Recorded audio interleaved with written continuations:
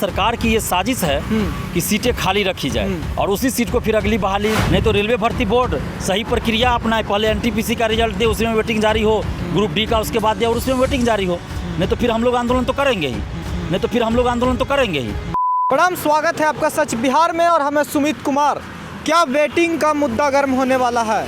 क्या वेटिंग पर फिर से बवाल तय है? क्योंकि आपको मालूम है कि आरआरबी एनटीपीसी को लेकर इस साल के शुरुआत में किस तरह का हंगामा मचा और आखिर में सरकार और रेलवे बोर्ड को स्टूडेंट के मुद्दा पे सहमति जाहिर करनी पड़ी और बात मानना पड़ा। लेकिन एक बहुत बड़ी सवाल ये है कि क्या बिना बवाल हुए भी इस तरह के मुद्दे सुने जाएंगे छात्रों के प्रॉब्लम वाले? क्योंकि अभी आप जानते हैं कि आरआरबी ग्रुप डी का आंसर की आया है और जैसे ही आंसर की आया उसके बाद से छात्रों में एक अलग तरह की बेचैनी है, क्योंकि ज़्यादातर छात्र ऐसे हैं जिसका नंबर 45 से लेकर 65 के बीच में आ रहा है और माना जा रहा है कि कट ऑफ 60 के आसपास या 55-58 के आसपास जाए। तो ऐसे में वेटिंग जो समाप्त किया गया है, हर साल वेटिंग लिस्ट होता था, मतलब जितने भी वैकेंसी अब तक आए उसमें ग्रुप डी में वेटिंग लिस्ट होता था। वेटिंग लिस्ट से फ़ायदा ये होता था कि जो भी स्टूडेंट उसमें लग गए और बाद में वो सीट खाली होती है किसी भी कारण से, चाहे कोई अलग जॉब मिल जाता हो खाली कर दे, कोई जॉब में नहीं करना चाहे, जॉब की जो कैटेगरी है उससे सहमत ना हो, उसे अच्छा ना लगे तो जॉब छोड़ देता है, तो बाद में वो वेटिंग लिस्ट वाले को एडजस्ट किया जाता है। तो इस बार वेटिंग लिस्ट ख़त्म करने का क्या मकसद है और इसको लेकर अब छात्र हमारे कमेंट बॉक्स में कहने लगे हैं कि इसको लेकर प्रोटेस्ट किया जाए, आप लोग सपोर्ट कीजिए। कई सारे ऐसे व्हाट्सएप मैसेजेस पड़े हैं। तो आज हमारे साथ देखिए मौजूद है आपके सामने छात्र नेता दिलीप जी, और इनको आपने देखा है कई सारे मुद्दों में, छात्र के हित से जुड़े सारे मुद्दों में, चाहे लाठी खाते, जेल जाते, पुलिस से पकड़ाते। तो आज हमारे साथ हैं और इस मुद्दे पे बात करने के लिए हम इनसे बहुत बहुत शुक्रिया दिलीप जी। बहुत बहुत धन्यवाद कि आप समय निकाले। ये वेटिंग वाला मुद्दा को आप कैसे देख रहे हैं? यकीन है कि हमारे तक छात्र अगर पहुंच रहे हैं तो आप तक भी सवाल उठा ही रहे होंगे, आप क्या करने वाले हैं? देखिए, मेरे पास ही बहुत सारे स्टूडेंट्स ने फ़ोन किया है और वेटिंग लिस्ट की मांग कर रहे हैं। वेटिंग लिस्ट ज़रूर आना चाहिए। सरकार की ये साजिश है कि सीटें खाली रखी जाए और उसी सीट को फिर अगली बहाली का नाम देकर निकाल के और फिर लोकसभा चुनाव 2024 में जो है उसमें अपना फायदा उठाया जाए। जैसे मार्च 2019 में आया ये वैकेंसी, तो लोकसभा चुनाव से ठीक पहले, और जितने सीटों पे वैकेंसी आई उतने सीटों पे बहाली पूरा होना चाहिए। स्टूडेंट तो और कुछ नहीं मांग रहे हैं। इसके लिए सरकार ने पहले क्या साजिश रची? एनटीपीसी जो आंदोलन हुआ जनवरी में, तो आंदोलन क्यों हुआ? सरकार ने पहले क्या किया कि सीटें कैसे खाली रहे, तो इसके लिए एक ही स्टूडेंट का तीन जगह रिजल्ट दे दिया ताकि वो कहीं एक ही जगह ज्वाइन करेगा तो बाकी सीट खाली रह जाएगा। लेकिन जब आंदोलन हुआ, पूरे बिहार में हुआ, बिहार के अलावा अन्य स्टेट्स में भी हुआ, तो उसके बाद सरकार को वापस लेना पड़ा अपना फैसला।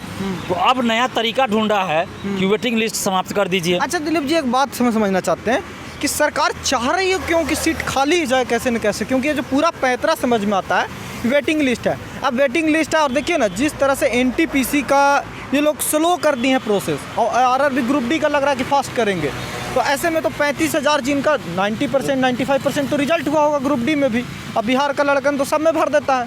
वही मैं बता रहा था कि जैसे अगर पहले ग्रुप डी की परीक्षा, पहले एनटीपीसी की परीक्षा हुई और रिजल्ट पहले कहा जा रहा है कि ग्रुप डी का जारी किया जाएगा और वेटिंग लिस्ट भी किसी में नहीं रहेगा, तो इसका मतलब क्या? सरकार चाह रही है कि सीट खाली रख दी जाए। ग्रुप डी का पहले रिजल्ट दिया जाएगा तो इसमें से ऐसे हजारों स्टूडेंट्स होंगे जिनका कि एनटीपीसी में भी सिलेक्शन होगा, तो वो लोग एनटीपीसी में चले जाएंगे, तो सीट खाली रह जाएगा। और दूसरी तरफ अगर ग्रुप डी में किसी को नौकरी लग गई और इसके अलावा अगर मान लीजिए कहीं दरोगा बन गए, सिपाही बन गए या एसएससी से चल गए, तो लोग फिर ग्रुप डी में भी छोड़ देंगे। ऐसी परिस्थिति में भी ग्रुप डी का सीट खाली रह जाएगा।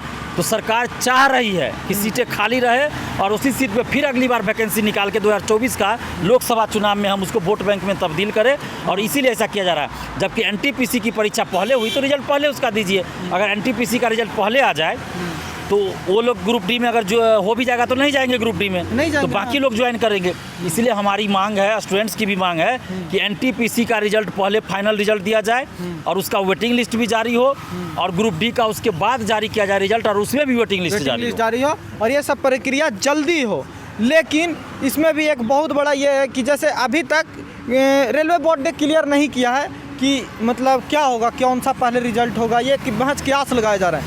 लेकिन ये भी एक सच्चाई है कि आरआरबी बोर्ड ने अब तक मतलब ये क्लियर नहीं किया है कि ऐसा नहीं होगा। तो ये असमंजस की जो स्थिति पैदा होगी और इसके बाद प्रोटेस्ट होगा तो सरकार फिर तब सख्ते में आएगी। बिना प्रोटेस्ट का सरकार सुनती क्यों नहीं? देखिए, धुआं वहीं उठता है जहां आग लगती है, कहा जाता है। तो ऐसे नहीं चर्चा हो रही होगी।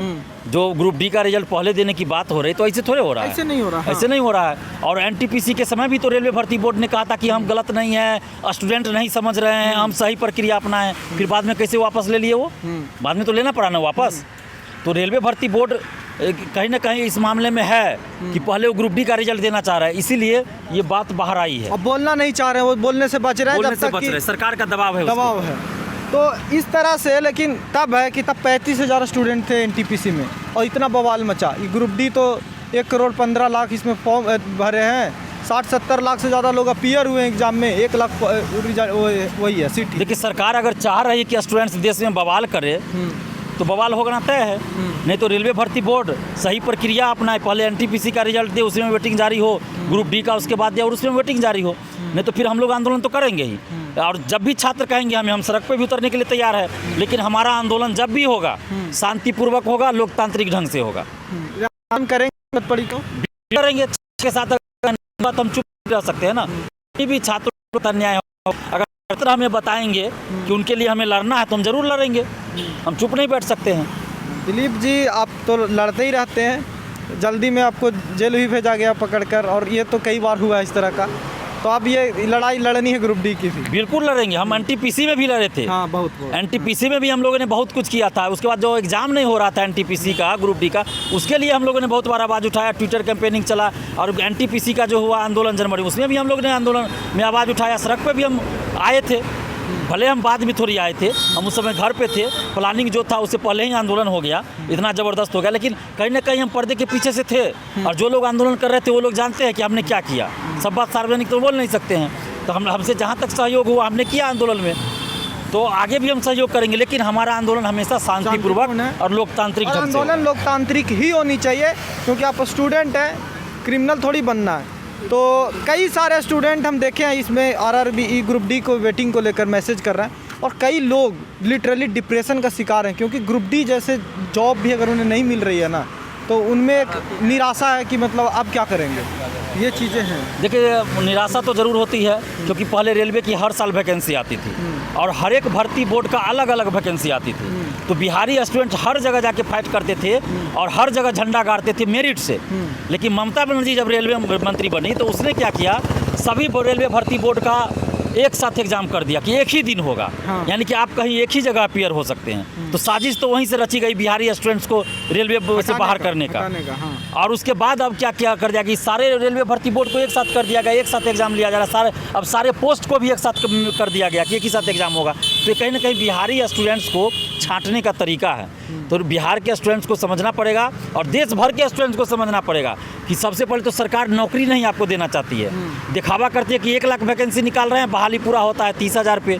बिहार में शिक्षकों की बहाली 94,000 पे वैकेंसी निकलती है, 42,000 पूरा होता है, बाकी खाली रह जाता है और कभी सीट पूरा फुल नहीं होता है। तो वैकेंसी के नाम पे नौटंकी हो रहा है बिहार में, और देश में भी अब केंद्र सरकार कर रही है। नरेंद्र मोदी जी नौकरी के नाम पे दिखावा कर रहे हैं और चुनाव में बस लॉलीपॉप दिखा रहे हैं स्टूडेंट्स को। कोरोना के समय में चुनाव हो जाएगा, लेकिन ये 3 साल में रेलवे का एग्जाम नहीं पूरा होगा, वैकेंसी पूरा नहीं होगा। तो आप सोच लिए कि किस तरह से काम हो रहा है। तो सिर्फ और सिर्फ ये चुनावी लॉलीपॉप था, और इसमें से आधा सीट खाली रखना है सरकार को, और आधा सीट पे फिर बहाली 2024 लोकसभा चुनाव से पहले आएगा। तो देखिए हमारे साथ छात्र नेता दिलीप जी हैं, और बड़ी खुले तरीक़ा से इन्होंने बता दिया है कि क्या होने वाला है, और अगर नहीं भी होने वाला है ऐसा, तो बोर्ड क्यों क्लियर नहीं करता, क्यों स्टूडेंट को, इतने सारे स्टूडेंट को असमंजस में रखना है। इस तरह के विवाद बिना हुए कोई भी भर्ती प्रक्रिया पूरी क्यों नहीं होती। छात्र घर पे परेशान है, उनके माँ बाप का अलग सवाल है, घर के हालात ख़राब हैं। अब देखिए ना सर, पटना की कोई लॉज में आइए, देखिए किस तरह से लोग तैयारी करते हैं। तो इस तरह के अगर होता है, और सरकार का क्या मकसद है, अल्टीमेट में सीट खाली रखना क्या, हर बार जब बहाली निकाले तो उसमें जोड़ के दिखाना, 1,03,000 आप सीट निकालें और 70,000 आप या 50,000 आप पूर्ति कीजिएगा, बाकी खाली रखिएगा, ये क्या तरीका है। महज ये सवाल है। बाकी आप वीडियो फेसबुक पेज पे देख रहे हैं तो पेज लाइक कीजिए, यूट्यूब पे देख रहे हैं तो शेयर कीजिए, सब्सक्राइब कीजिए और फॉलो कीजिए, क्योंकि वेटिंग के मुद्दा पर लगातार हम बन रहे हैं, और जितने ज़्यादा सवाल जहाँ जहाँ से हो सकते हैं हम करने की कोशिश ज़रूर कर रहे हैं। नमस्कार।